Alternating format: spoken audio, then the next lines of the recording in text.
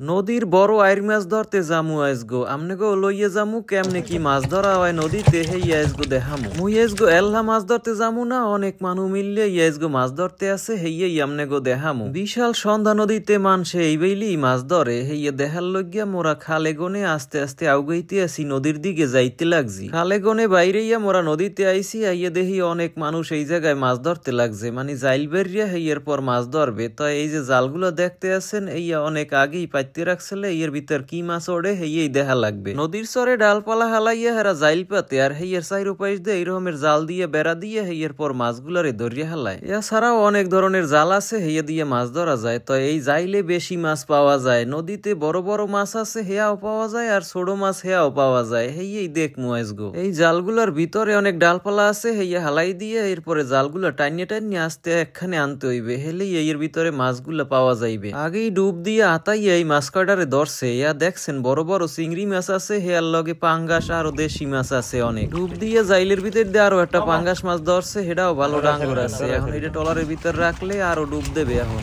ডুবে ডুবে মাছ পাওয়া যায় এর কারণ হইছে চাইরো দিক দিয়ে জাল দিয়ে বেড়া দিয়ে রাখছে মাছগুলো যাইতে পারে না হেয়ার লেগে এই জায়গায় অনেক মাছ আছে এগুলো পাওয়া যায় হাতের বাজে খালি জালের ভিতরে যে ডালপালা দিয়েছিল হেয়া উড়েই হালাই দিচ্ছে আর ওই জায়গায় কিন্তু খাওয়ান দেওয়া লাগে প্রতিদিন এই খাওয়ান খাইতে এই মাছগুলো আয় আর হেয়ার পর চাইরো দিক দিয়ে বেড়া দিয়ে জাল দিয়ে এইগুলারে ধরিয়া লাই দেখছেন কত বড় বড় মাছ পাওয়া যায় মাছ ধরিয়ে কতগুলো থুইয়া দিয়েছে এই ড্রামের ভিতরে আরো কিছু আছে হেয়া ওই টলারের নিচে রাখছে এইগুলাও দেখা মনে ওই দেখেন ভিতরে অনেক মাছ আছে অনেকগুলাই পাইছে কইতে গেলে হেয়া অনেক বড় বড় টলারের চালির তলে এগুলো রাখছে কি লেগে এগুলো হচ্ছে বড় মাছ যে কোনো সময় লাভ দিয়ে পড়িয়ে যাইতে পারে হেয়ের লগে এটারে ডাইকে রাখছে এরমের চালির তলে থুইয়ে দিচ্ছে যাতে এগুলো না যাইতে পারে দেখছেন কত বড় বড় মাছ অনেকে বুঝতে পারেন এগুলা চাষের মাছ আসলে এগুলা চাষের মাছই আসলে এক সময় হেইয়ের পর পানি আর বন্যার সময় এগুলা সব বাইরেই গেছে নদীতে আর এগুলা নদীতে এখন পাওয়া যায় অনেক বড় হয়ে গেছে এতদিনে এখন নদীতে জোয়ার আইয়ে গেছে পানিও ভরিয়ে গেছে আর মাছ ধরাও শেষ হয়ে গেছে এখন এই মাছগুলারে লইয়া আবার বাজারে যাইতে হইবে বাজারে নিয়ে আবার এগুলারে বেচতে হইবে বেশি মাছ পাইলে আরতদার গোদারে পাইকারিতে বেচতে হয় কারণ খুচরা বেচতে গেলে অনেক দেরি হয় দাম একটু বেশি পাইলেও হেতে আবার অনেক সময় লাগে হেই লেগে হেরা পাইকারিতে দিয়ে